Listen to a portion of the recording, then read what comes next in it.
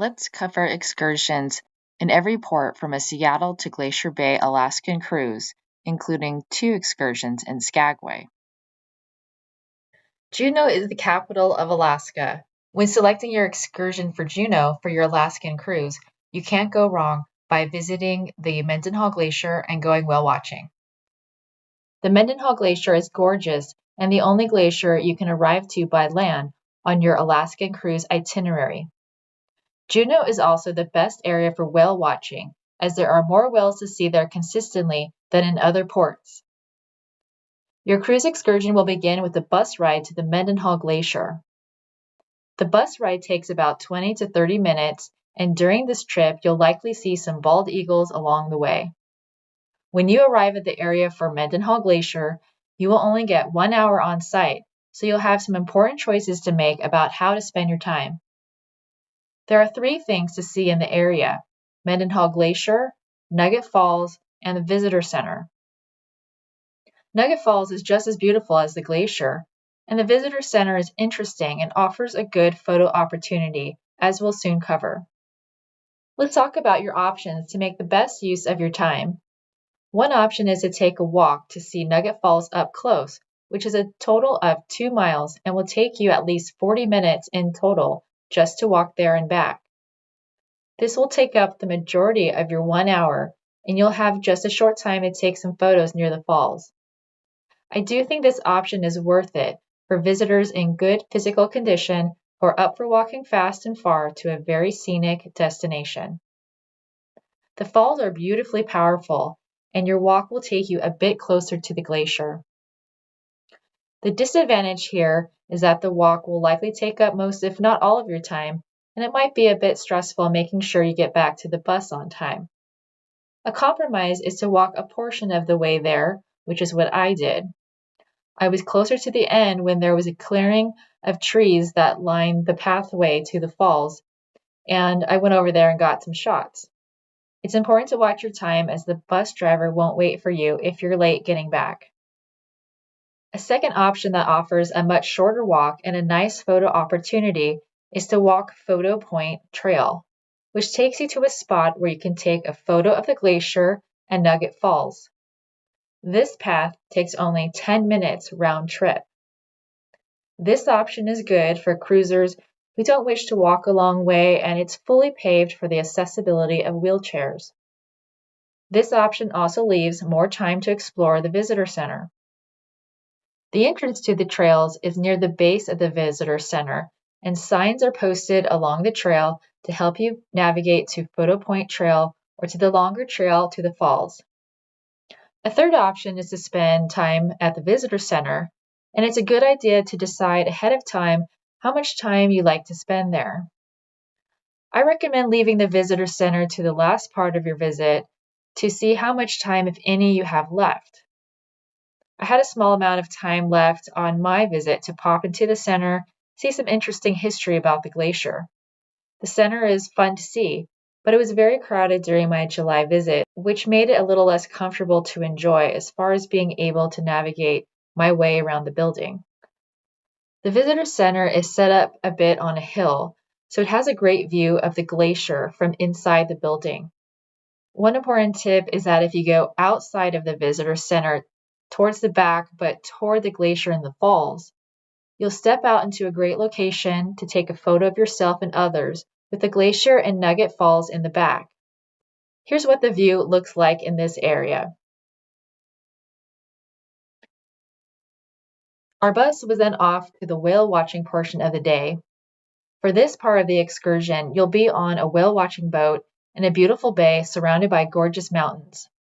You're guaranteed to see whales on this tour or your money back, which the tour says has never happened in 100 years.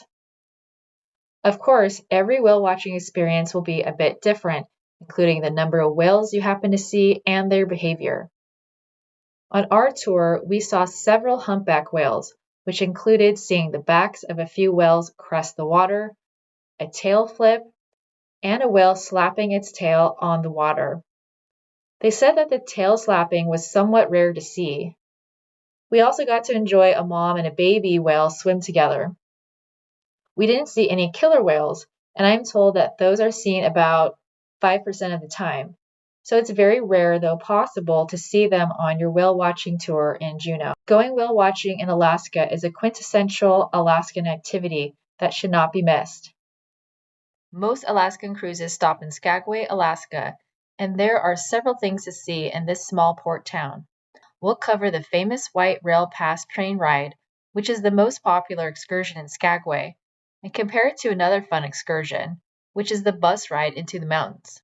For the Norwegian Cruise Line, the train excursion is called the White Pass Scenic Railway, and the bus ride is called the Summit Scenic Drive.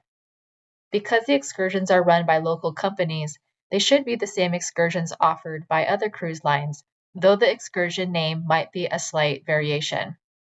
I went on both of these excursions on the same day in Alaska, so sit back and relax as you learn all about what you can expect on each one, including tips to help you have the best experience. First, let's cover the White Rail Pass train ride. For this excursion, you'll board a historic train built in 1897 to assist the gold miners in traveling to the Yukon Territory during a gold rush. During the train ride, you'll see majestic mountains, an old broken bridge, and gorgeous aqua-colored rivers. It's also fun to see other trains pass by. Depending on which season you choose to visit, you may see piles of snow all around, or maybe just a little bit high in the mountaintops, as I did during my July visit. Let's now talk about some tips for this excursion. If your cruise line is like mine, the Norwegian Cruise Line, you'll be lining up for the train ride in the port quite far in advance of the time the train actually leaves. We got in line early, and as we were at the front of the line, we had first pick of the seats in our train car. Another thing to know is that you're allowed to stand outside of your train car on a box platform area. While it's safe to do so, it's still a good idea to be attentive to the safety of yourself and others while the train is moving. The best place to sit while you're going up the mountain is on the left side of your train car, and the best place to sit going down the mountain is on the right side of the train car. There may be enough open seats in your train car that you'll have a chance to move around if you wish. Another tip is that the train ride is almost 3 hours long. It clocks in at about 2 hours and 45 minutes. It's something to be aware of as you choose your excursion as far as your personal preference. While I have an extremely long attention span and the views from the train are gorgeous, the ride did start feeling a bit long to me at the end. The train actually enters Canada during a portion of the trip, and there are restrooms on board.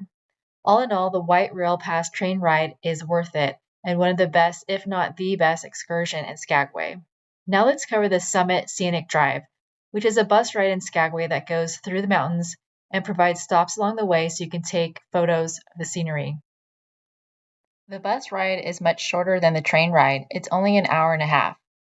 This ride provided an awesome surprise at the end that made it equal to or even exceed the enjoyment and fun of the White Pass Railway. So stay tuned to the end to hear what this surprise is, because it might be a deciding factor in which excursion you choose for your visit to Skagway, the train ride or the bus ride. And yes, you can choose to do what I did and do both excursions on the same day. The reason I did the bus ride in addition to the train ride initially was because I knew that the bus ride stopped and allowed you to get off and take photos, which was what I was really interested in doing. The bus driver talked throughout the ride, sharing history and making jokes, and his conversation really made the ride fun. The scenery from the bus ride did look different than from the train ride because it was a different vantage point or perspective.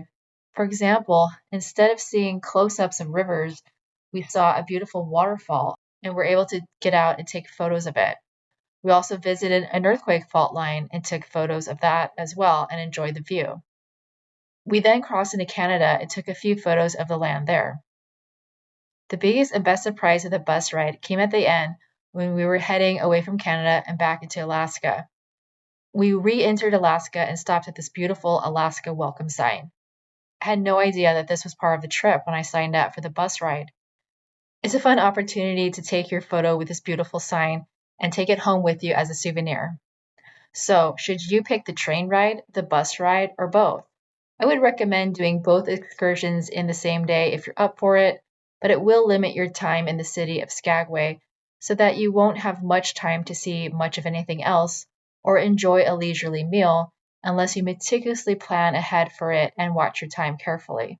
A local said that the Skagway Fish Company, which is located right at the pier, is a good choice for a salmon lunch or dinner, but I didn't have time to go there when I was in Skagway. If you prefer to go on one excursion, the train ride has a slight edge because it's neat to be on a historic train in a beautiful setting, and you're going to spend more time in the mountains. But the scenic bus ride is a close second to enjoy your time in the mountains, and it can even exceed the fun of the train ride if you really want your photo with the Alaska welcome sign. In my opinion, if you do choose the bus ride over the train ride, you won't be missing out on having an amazing excursion in Alaska. A fun and exciting excursion in Ketchikan, Alaska is the Rainforest Walk. We had no idea about the surprises that were in store for us on our Rainforest Walk. It exceeded the expectations of everyone on our tour. For the Norwegian Cruise Line, the Rainforest Walk Tour is called the Rainforest Wildlife Sanctuary, Eagle Center, and Totems Tour. The excursion may be called something a little different if you take another cruise line. This tour included a 1-mile rainforest walk in the Tungus National Forest, a short stop to see raptor birds at a small center, and then seeing a totem builder work his craft, as well as seeing a set of totem poles. Let's take a look at each portion of the excursion and cover some helpful tips.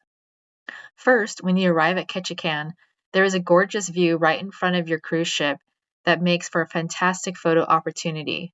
For me, this was one of the prettiest spots on my Alaskan cruise. You'll walk a short way from your cruise ship to the mill at Ward Cove, which is the largest retail store in Southeast Alaska, and meet up for your excursion inside this building. You'll then bus to the Rainforest Walk and split into smaller groups of about 15 to 20 people for the walk. Our tour guide did an amazing job of explaining all about the Tungus National Forest. We saw blueberries and red berries, and even came upon new trees growing out of tree stumps. Walking in the rainforest was in itself a magical experience, but there was so much more nature for us in store. I saw a bear den in a tree and started thinking about how this environment is an ideal home for bears. Not long after, our tour guide said there was a bear spotted on our path. We did encounter a bear about 5 feet from the trail from where we were walking. The tour guides ushered our group out of the forest and onto this wooden viewing platform that was not far away at the time, closing the gate behind it.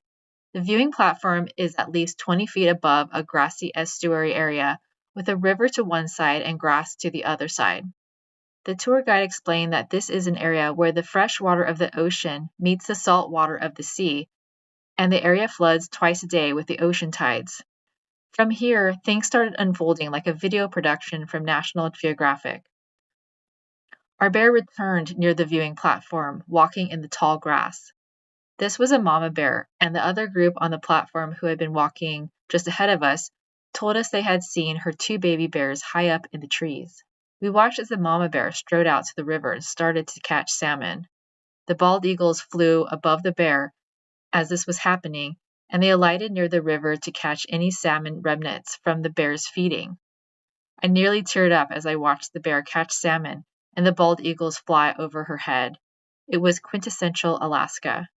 We watched as nature did what nature does, consequently putting on a show for all of us to observe. The bear would take her salmon and walk back to the tall grass to eat it. This happened at least 3 times, and we had a chance to watch and take photos and videos of all of it. Then something else that was unexpected unfolded. Across the river was an open area with a few buildings and cars. A very small pet dog came from this area and started challenging the bear, charging the bear and barking at it. The people in our group were concerned for the dog, and we heard an owner at one point try to call the dog back. The bear responded to the dog by charging it just a little. The bear clearly wasn't interested in fighting the dog, but just wanted to scare it off so it could go on with its feeding. The bear sauntered off again to the grassy area to eat. However, the small dog decided to charge across the shallow river towards the bear, running after it. You can see the bear snap its head here in this video to look at the dog charging after it. Just past the platform in the tall grass, in a moment I didn't capture on film, the bear stood up all the way on its hind legs to scare the dog off, which worked, and the dog gave up. It was so cool to see the bear stand up on its hind legs in its natural environment, uncaged and free in Alaska. We proceeded to observe the bear walk around the estuary and across the mud until it eventually sauntered off beyond the opposite end of the viewing platform and into the woods. With our bear adventure over, our group walked to a small building to view the raptors.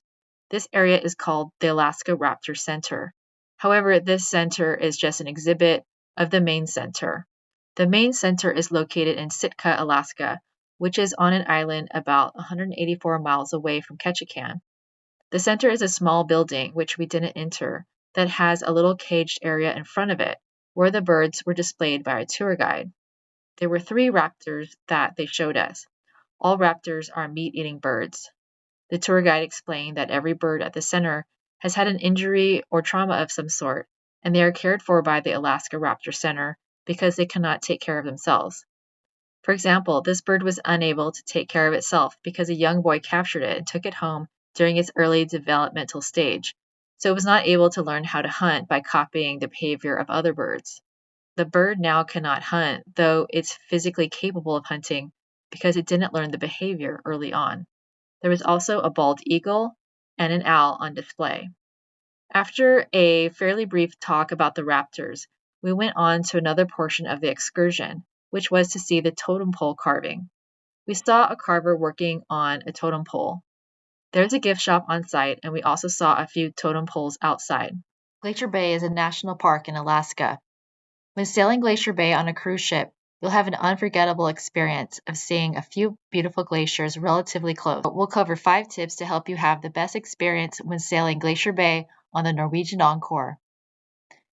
Tip number 1, cruise during warmer weather. To make sure you have the best experience in Glacier Bay, first make sure you have the best chance of seeing it at all by choosing to cruise during a warmer month of the cruise season. Glacier Bay can get dangerous for cruise ships during colder months because of too much ice in the water.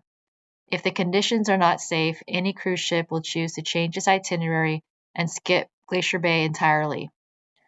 The Alaska cruise season runs from April to October, with the warmest months in July and August, and the coldest months near the cruise shoulder seasons of early spring and late fall. During my July cruise, the weather was perfect, and we had no problem sailing Glacier Bay with small bits of ice around. Our ship, the Norwegian Encore, which is the largest ship in the Norwegian cruise line, was able to do a full 360-degree turn and show off the scenery before heading back. Tip number 2, sit forward for a magical experience. There's something magical about looking directly forward, which is toward the front of a cruise ship, as you sail through the inside passage towards Glacier Bay, as you float past mountains on either side of the ship. It's also a great place to see wildlife, and on my July trip, I saw many otters float by, as well as a humpback whale take a dive near the front of the ship. To experience this forward direction, wake up early around 5 a.m. to pick your seat at the front of the observation lounge, or eat breakfast at your normal time in the forward area of the buffet, which shares the same large window space as the observation lounge below it. Another option is to go outside onto the bow of the ship from Deck 8, which the crew opens up at some point in the morning, and go outside and watch the ship sailing forward, as well as viewing the glaciers in Glacier Bay. You may even experience the sight and sounds of a part of a glacier calving and falling into the sea. One member of my party went outside and said that seeing the ice fall into the ocean was incredible. When the ice cracks off, it does make a large sound. Tip number 3, watch from your balcony or Deck 8. Along with the observation deck and the bow from Deck 8, another good vantage point for viewing glaciers, but perhaps second best, is to enjoy watching Glacier Bay from the side of the ship. There are several places to do this on the Norwegian Encore. One is from your balcony if you have one. Curl up with your morning coffee and enjoy the view. Or go out on Deck 8, called the waterfront, which wraps around nearly the entire ship, including the back. On my cruise, a large group of people and myself saw a brown bear from Deck 8, and the bear was near the edge of the water as we sailed back from Glacier Bay. Tip number 4, vary your viewing location.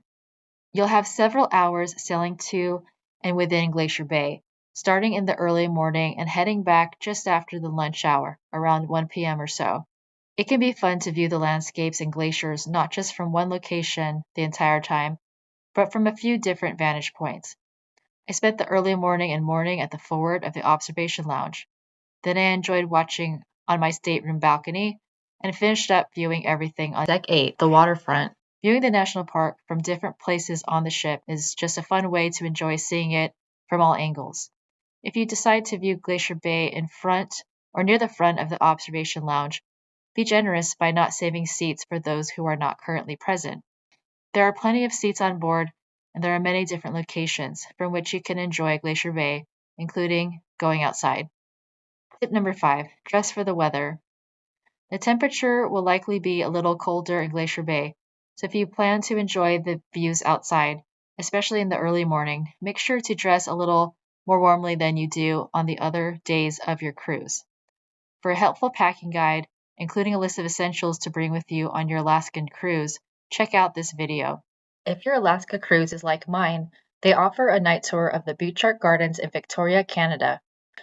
I went on the night tour, and I also had visited the gardens during the day years before without a cruise tour.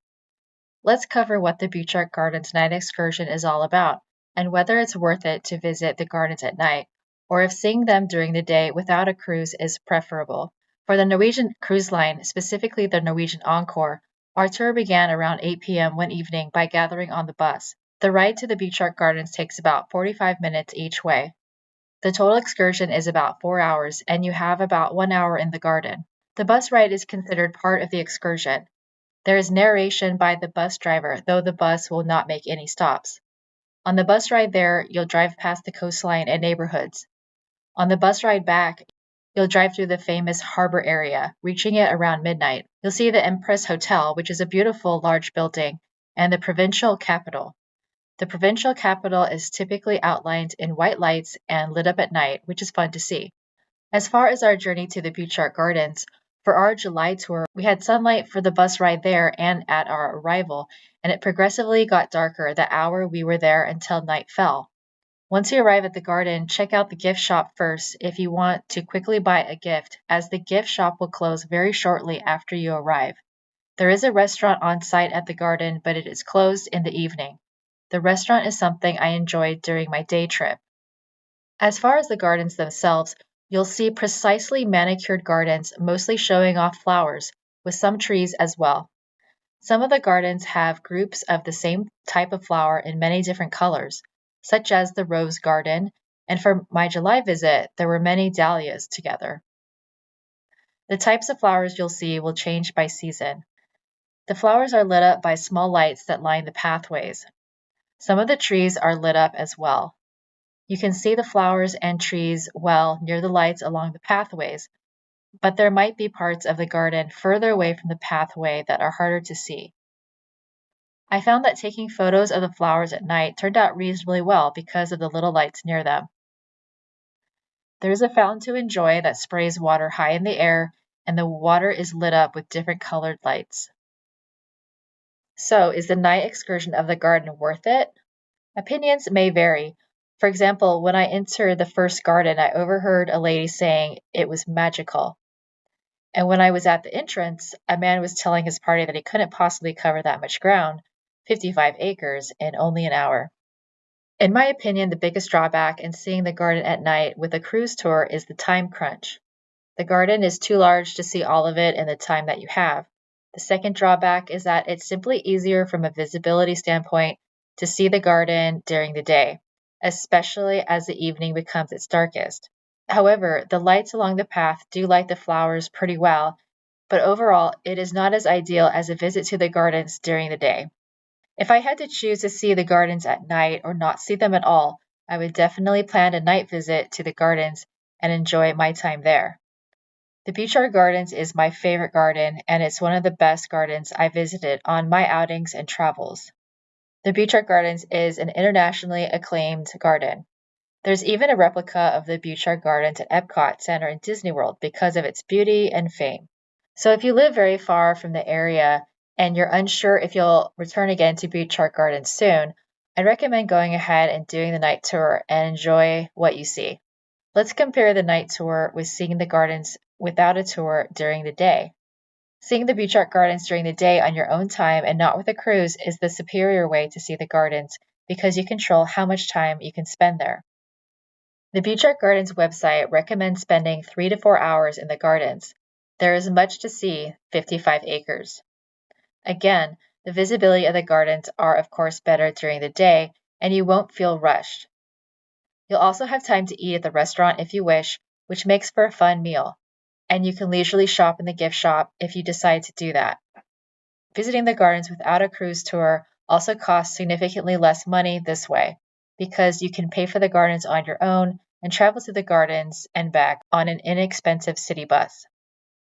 Getting to Victoria is easy if you combine it with a trip to Seattle and take the ferry over.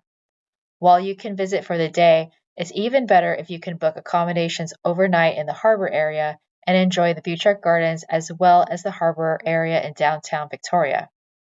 If you found this video helpful, please subscribe. Happy travels!